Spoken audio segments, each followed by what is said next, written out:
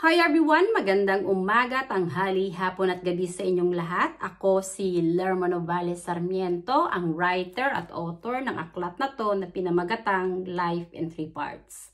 Ang layunin at misyon ng aklat na to ay para magbahagi ng ebanghelyo ng salita ng Diyos sa buong mundo, para magpatotoo na si Jesus ay Mesiya, bugtong na anak ng Diyos at Diyos. At sa araw na to, ang topic ko ay propesiya. Papa ng Romano Katoliko, walang common sense. Sinabi ni Jesus, suriin niyo ang bawat spirito kung ito'y nasa panig ng Diyos. Sinabi ni Jesus, mag-ingat sa mga bulaang propeta na animoy tupa, ngunit ang puso nila ay sa halimaw, at marami silang ililigaw ng landas. Si Jesus, sinabi niya, kung kilala niyo ako, kilala niyo rin ang aking Ama. At ngayon nga ay nakita at kilala niyo na siya. Sinabi ni Jesus na ako ay nasa Ama at ang Ama ay nasa akin. Sinabi ni Jesus na ang aking mga salita ay hindi nagmula sa akin, kundi sa Amang nasa akin. Ipinahayag ni Jesus ang katotohanan na templo ng Espiritu Santo ang katawan ng tao. At ang tao ay hindi nabubuhay para sa sarili lamang o dahil sa tinapay lamang, kundi sa mga salita na lumalabas sa bibig ng Diyos.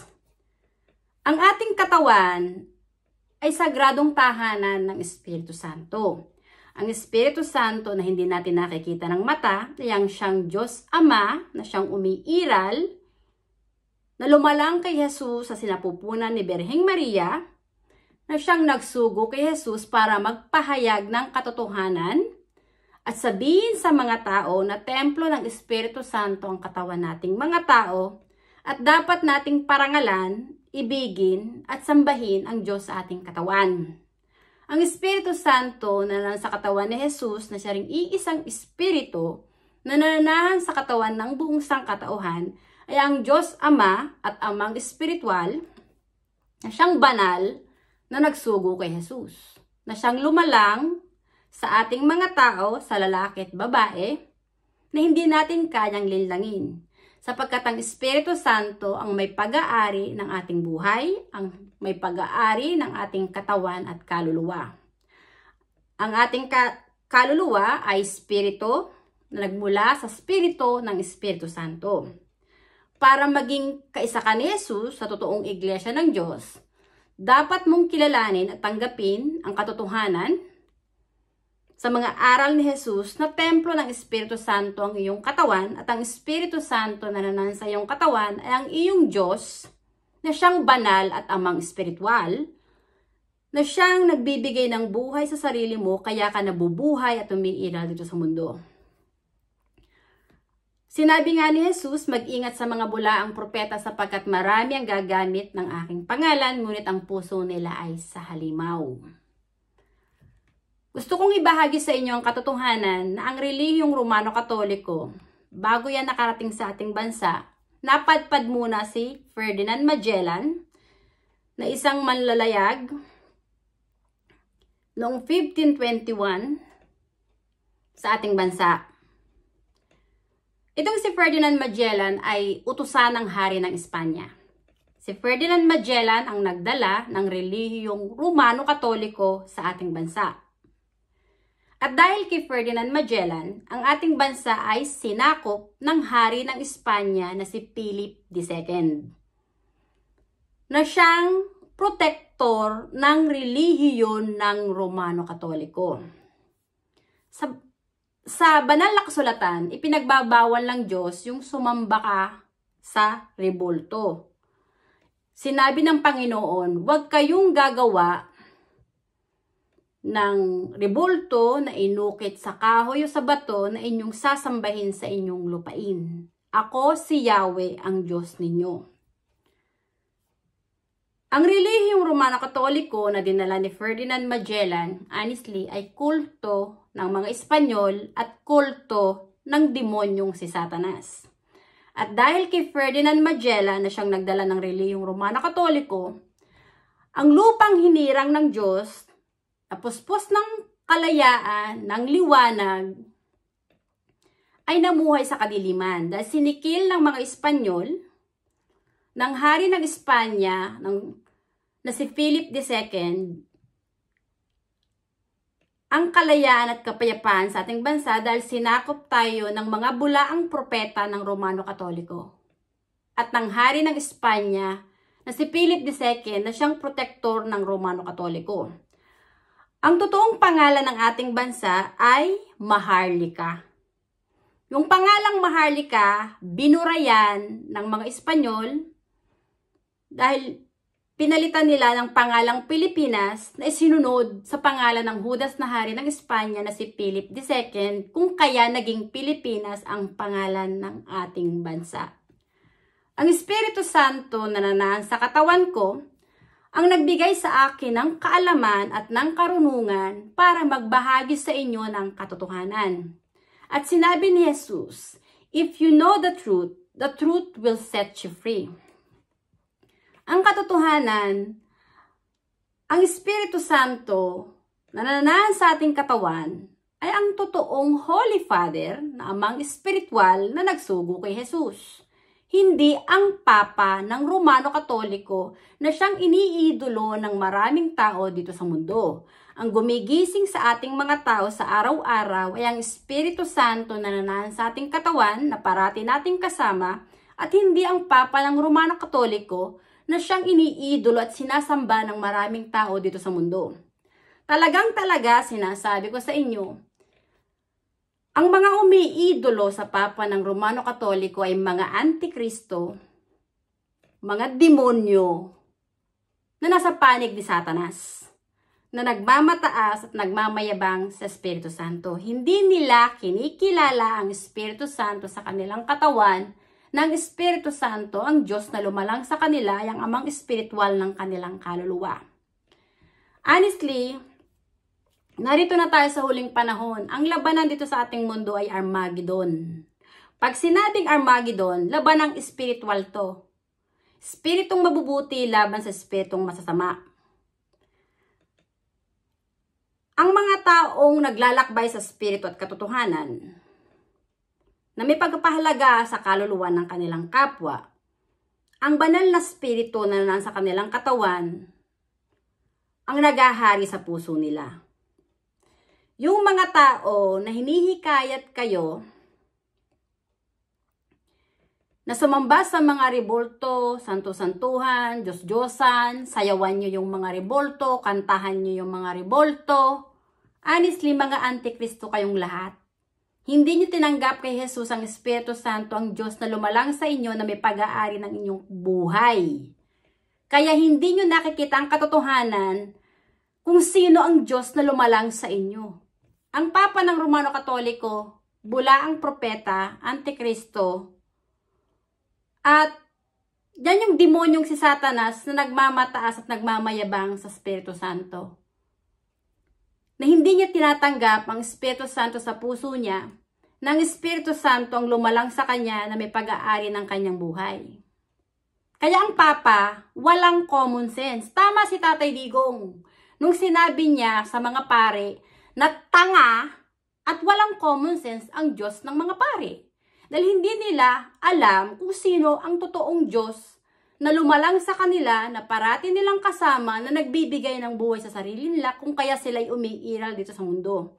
Itong mga pare, iniidolo nila ang Papa ng Romano Katoliko na isang hangal, na walang common sense, na hindi nauunawaan na kaya siya nabubuhay dito sa mundo ay dahil sa presensya ng Espiritu Santo.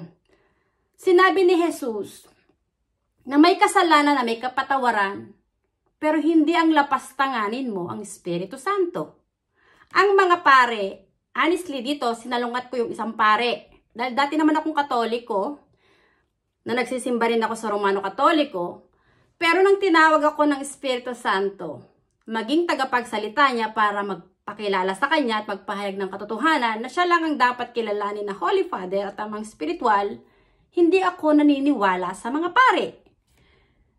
Dahil hindi ang mga pare ang amang espiritual ng aking kaluluwa, kundi mismo ang Espiritu Santo na parati kong kasama, na siyang nagbibigay sa akin ng buhay, na siyang gumigising sa akin sa araw-araw. Ang mga pare, pinahayag sa akin ng banal na Espiritu, ng Espiritu Santo, ay mga bulaang propeta at kampo ng kadiliman, na inililigaw ng landas ang mga tao na sila yung kilalanin na spiritual father. Kaya ang tawag sa mga pare, father ng ibang tao. Dahil nga, iniidolo ng mga pare ang sarili nila na sila yung spiritual father, hindi ang Espiritu Santo, na siyang totoong amang espiritual na nagsugo kay Jesus. Honestly, ang mga pare at ang Papa ng Romano Katoliko ay hindi mga banal. Mga kampon sila ng kadiliman, na siyang ipinahayag sa akin ng banal na Espiritu, na siyang Diyos na parati kong kasama, na ipinapahayag ko sa inyo. Na ang Espiritu Santo lang ang nag-iisang amang espiritual na lumalang sa tao, sa lalaki at babae, na siyang may pag-aari ng buhay nating mga tao. Ang Espiritu Santo ay ang Alpha at Omega. Ang Papa ng Romano Katoliko na iniidolo nyo ay Antikristo, bulaang propeta, na nagmamayabang at nagmamataas sa Espiritu Santo. Hindi tinanggap ng Papa ng Romano Katoliko sa puso niya na ang Espiritu Santo ay ang nag-iisang Diyos at amang espiritual na may pag-aari ng kanyang buhay. Bagkus itong Papa, inidolo niya ang kanyang sarili, itinaas niya ang kanyang sarili na siyang tawaging Holy Father dito sa lupa. Pero yung buhay ng Papa, ang may hawak niyan ay ang Espiritu Santo at hindi ang sarili niya. Talagang-talaga sinasabi ko sa inyo, ang mga pare ng Romano Katoliko at ang Papa ng Romano Katoliko, tanga at walang common sense ang mga yan. Hindi nila alam nang may hawak ng buhay nila ay ang Espiritu Santo. Hindi nila alam na ang lumalang sa lalaki at babae ay ang Espiritu Santo, dahil hindi nila nauunawa ng katotohanan sa mga aral ni Jesus na templo ng Espiritu Santo ang katawan ng tao. Sinabi ni Jesus, there is power once you receive the Holy Spirit. You will become my witnesses in Jerusalem, in all Judea, in Samaria, and at the end of the earth. Ang katawan ni Jesus, templo ng Espiritu Santo. Ang katawan ko, templo ng Espiritu Santo. Tinanggap ko Jesus, ang Espiritu Santo, ang siyang lumalang sa akin, na nagbibigay ng buhay sa akin, na parati kong kasama, na siyang gumigising sa akin.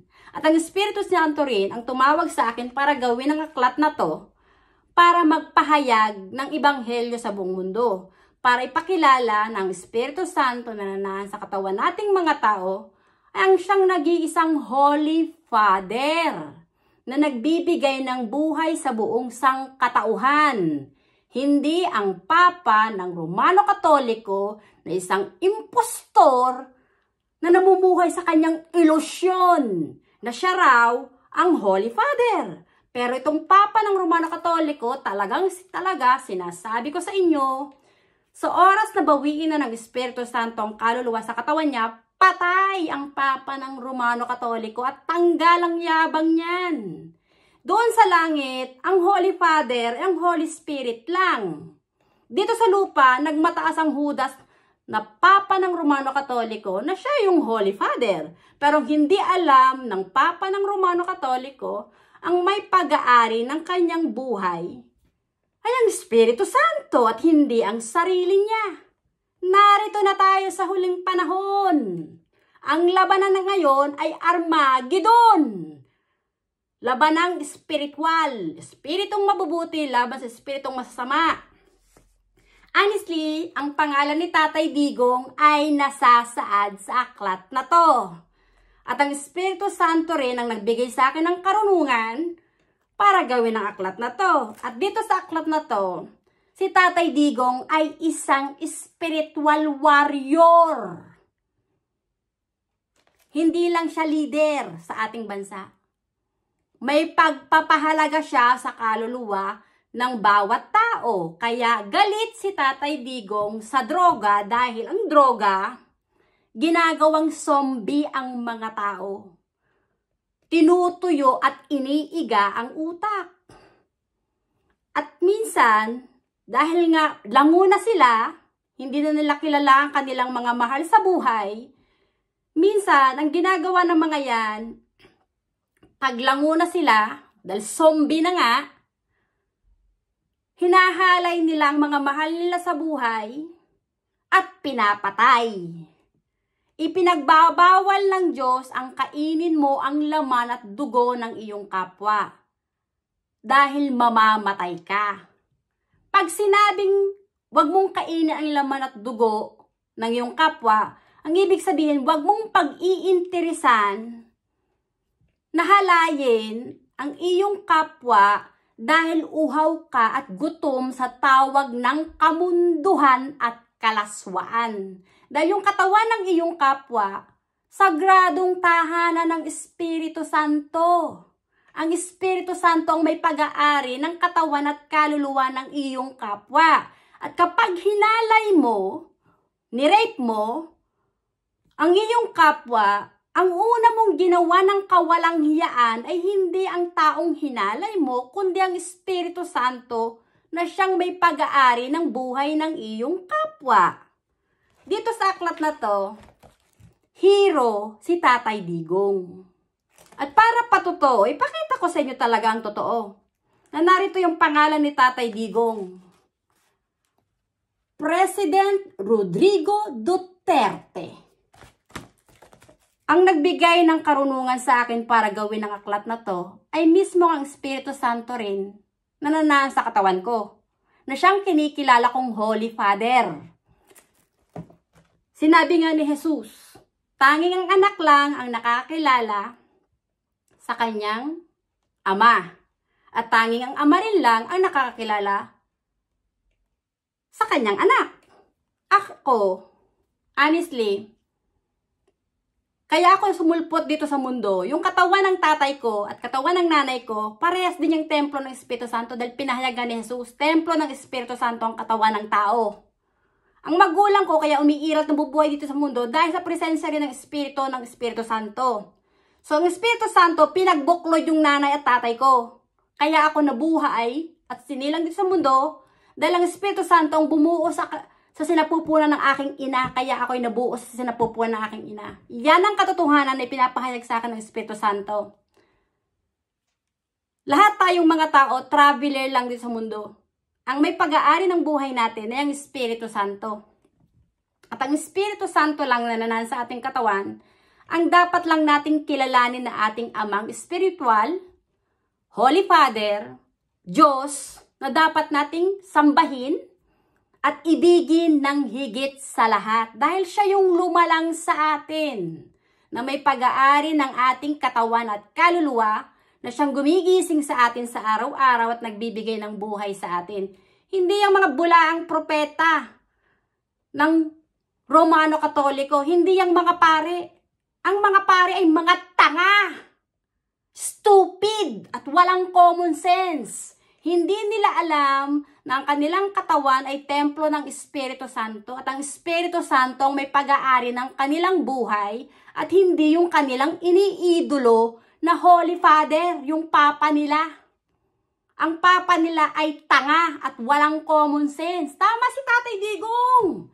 Tanga at walang common sense ang Diyos ng mga pare. Dahil ang iniidolo ng mga pare na kanilang Holy Father ay mismo ang kanilang Papa ng Romano Katoliko. Ngayon ang nangyari na, yung Papa ng Romano Katoliko, di ba may sakit?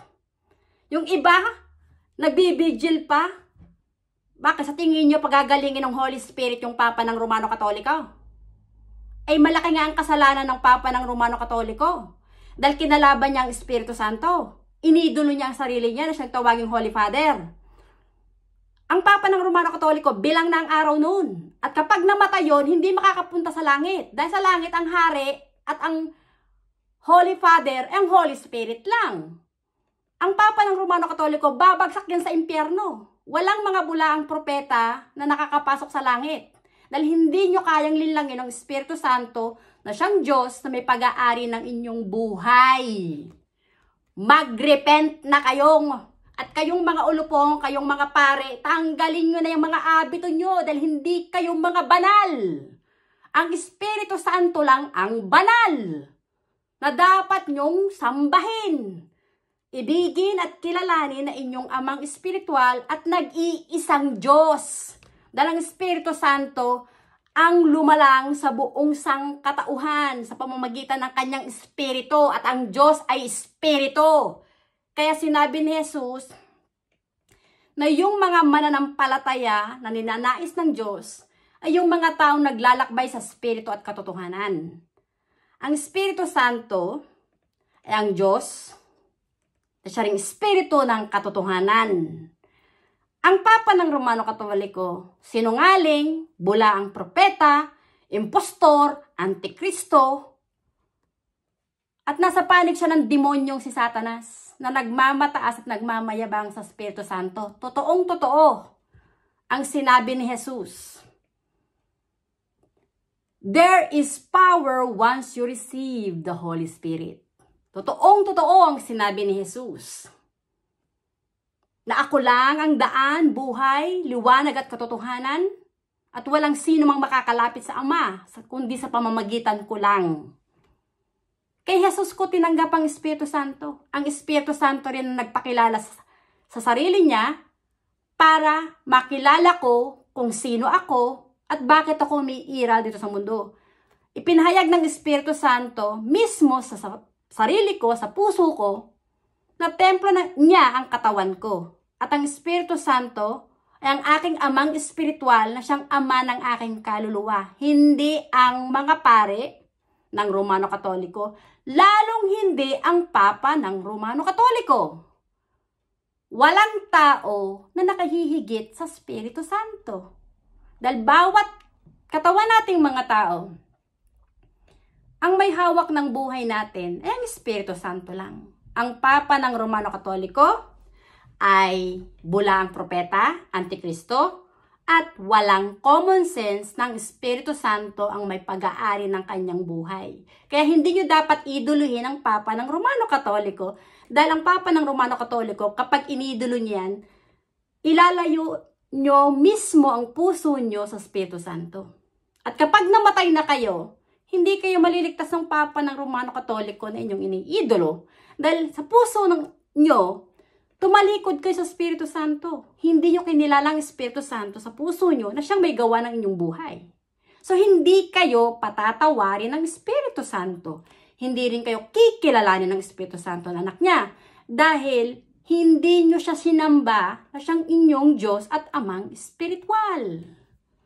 Ito na yung end time prophecy. Ang Papa ng Romano Katoliko, yung si Francesco, si Francis, yan yung pinakahuling Papa. Yung susunod diyang Papa, madudurog. Sinasabi ko sa inyo, dudurugin kayo ng Espiritu Santo. Dahil mahahayag sa buong mundo, ng Espiritu Santo lang ang Holy Father. Nag-iisang Holy Father na dapat katakutan ng tao, na huwag niyong kalabanin, huwag niyong lapastanganin. Dahil ang Espiritu Santo ang may hawak ng buhay natin. At tayong mga tao, wala tayong pwedeng ipagmalaki sa Espiritu Santo dahil siya yung may hawak ng buhay natin. Siya yung lumalang sa atin. Tayong mga tao, wala tayong pag-aaring atin dito sa mundo. Kaya hindi kayo pwedeng magmayabang, hindi nyo pwedeng itaas ang sarili nyo na kayo yung mga pare ay mga banal. Dahil hindi kayo mga banal, mga ulupong kayong lahat. Na nagsuot lang ng damit na puti, pero putang ina ang puso nyo sa demonyo. Kung kakalkalin pa ang baho ng Romano Katoliko, ang dami kayang mga madre na mismo naglalabas ng mga ginawang kawalang hiyaan ng mga pare, na sila ay hinahalay at nire-rape ng mga pare. Bawal sa Espiritu Santo ang manghalay ka ng kapwa mo, na-rapein mo ang kapwa mo. Dahil yung katawan ng kapwa mo, pag-aari yun ng Espiritu Santo. Yung gawan mo ng kasamaan ng iyong kapwa, alam lahat yan ng Espiritu Santo. Yung ginagawa ng mga dilawan, kasi yung Diyos ng dilawan, ni na Leila de Lima, ni na Risa Hontiveros, yung mga quadcom, putang ina ninyo, hindi nyo alam nang may hawak ng buhay nyo yung Espiritu Santo, tapos iniidolo nyo pa yung mga pare. Hindi naman ang pare ang may pag-aari ng buhay nyong mga Judas kayo. Ikaw, Leila de Lima, nakasuhan ka na sa pagiging puta mong babae. Pumatol ka sa hindi mo asawa. Bawal sa Espiritu Santo ang kumabit ka. Hindi nalulugod ang Espiritu Santo na babuyin mo yung kanyang sagradong tahanan sa pangangalunya. Maraming mga leader sa ating bansa na mga demonyo. Pilit nyo mang sirain si Tatay Digong, ibaba nyo ang pangalan ni Tatay Digong, pero lumalabas ang katotohanan. Minamahal siya ng taong bayan. Itinataas ng mga tao ang pangalan ni Tatay Digong. Na siya yung mabuting pangulo. Hindi siya ang diktador. Putang ina ninyo kayong mga pare, ang mga manipulator at dictator. Na ipinahayag sa akin ng Espiritu Santo. Kayo'y mga bulaang propeta na pakialamero sa politika. Hindi naman kayo mga banal. Putang ina ninyo yung simbahan nyo, dudurugin yan. Dudurugin na yan. Dahil ibabalik na muli ang pangalang Maharlika. At ang ating bansa, ang siyang magiging pinaka-beacon of the light. Na siyang gagamitin ng Espiritu Santo. Dahil ang ating bansa ang lupang hinirang ng Espiritu Santo. Na namuhay sa kadiliman dahil sinakop ng Judas na hari ng Espanya na si Philip II na siyang protektor ng relihiyon ng Romano-Katoliko. At ang relihiyong Romano-Katoliko na dinala ng mga Espanyol ay kulto ng demonyo. Mga putang ina ninyo, mag-repent na kayong mga Judas kayo.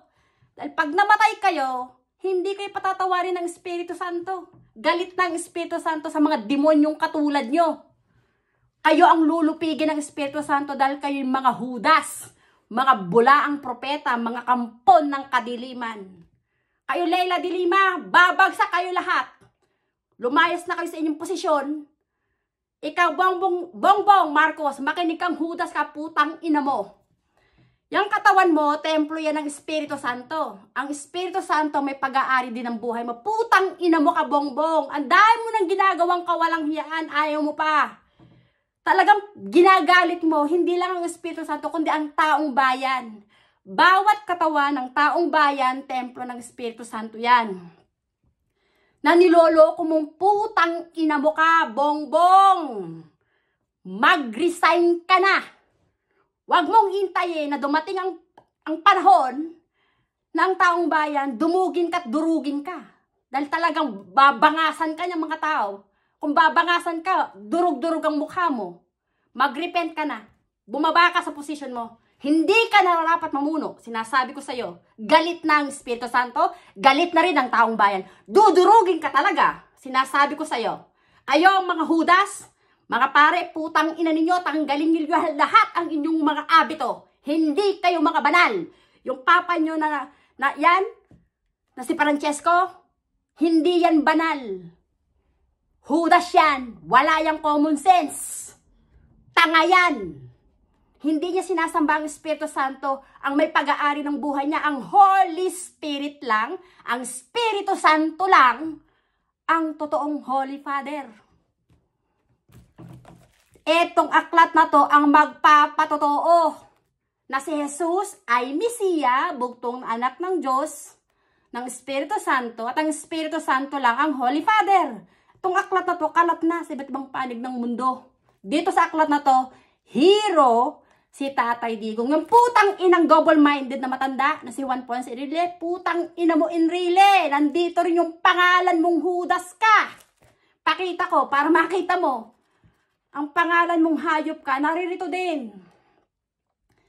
Kayong dalawa ni Pidal Valdez Ramos, pinagkaisahin yung walang hiyain si dating late President Ferdinand Marcos dahil hindi nyo gusto si dating late President Ferdinand Marcos na mamuno.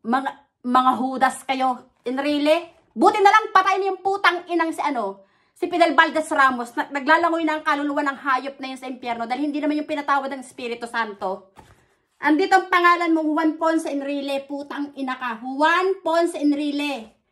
Double-minded kang hayop ka, hindi mo alam na Judas ka, ng Espiritu Santo ang may hawak din ng buhay mo. Sasabihin mong legend ka at matagal ka ang buhay mo dito sa mundo. Tang-ina mo ka, ang dami mong ginawang kasalanan sa Espiritu Santo. Nagpakapit-kapit ka, ilang babae, ang winalang hiya mo, yung asawa mo nga mismo, naglalabas ng kawalang hiyaan mo na babaero kang Judas ka. Tang-ina mo ka, Enrile, pag namatay ka, binawi ng Espiritu Santo ang kaluluwa sa katawan mo. Patay kang Judas ka at sa impyerno maglalangoy ang kaluluwa mo. Dahil katulad ka din ng Pidal Valdez Ramos, ni Cora Aquino. Nung si Cardinal Sin, kayong mga putang ina ninyo, nagsama-sama nung panahon noon ng people power para pabagsakan si dating late President Ferdinand Marcos. Itong tanga na anak ni dating late President Ferdinand Marcos, si Bongbong, katangahan, tinaraidor na nga ang tatay mo ni Juan Ponce Enrile. Putang ina ka. Nagpauto ka pa kay Enrile na siyang naghuda sa iyong ama. Naging traidor ka, hindi lang sa iyong ama, kundi sa taong bayan. Dahil inidolo mo ang isang traidor na Judas na naghuda sa iyong ama. Yang hayop na yan si Enrile, playing safe lang Judas na yan. Balimbing. Putang ina mo Enrile. Sinasabi ko sa'yo, templo ng Espiritu Santo ang katawan mo.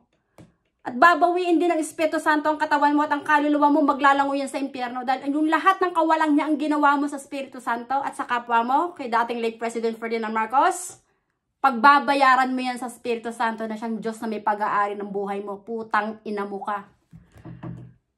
Mag-repent na kayo. Tanggapin nyo ang katotohanan sa mga aral ni Jesus na templo ng Espiritu Santo ang inyong katawan.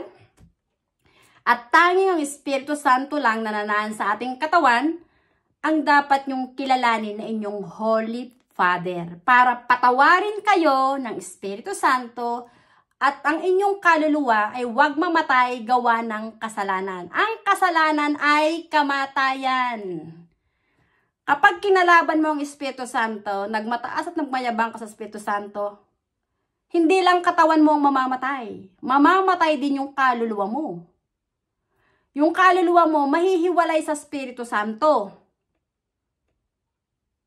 At dahil doon, gawa ng kasalanan, hindi makakapasok ang kaluluwa mo sa langit. Doon yung mapupunta sa impyerno kasama ng Judas na si Satanas, na siyang Diyos ng mga sinungaling. Si Jesus ay Mesiya, bugtong na anak ng Diyos, ng Espiritu Santo. At ang Espiritu Santo na nasa katawan ni Jesus, na siya rin isang espiritu na nasa katawan ko, ay ang nag-iisang espiritu at Diyos na amang espiritual na nagbibigay ng buhay sa ating mga tao. Ako, kaya nagiging prangka, brutal, ang bunganga ko, ang nagbibigay sa akin ng buhay ang Espiritu Santo. At hindi ako nahihiya sa mga putang ina, diyan kay Layla de Lima, sa Papa ng Romano Katoliko, hindi ako nahihiya sa inyong mga putang ina ninyo. Dahil hindi naman kayo may hawak ng buhay ko.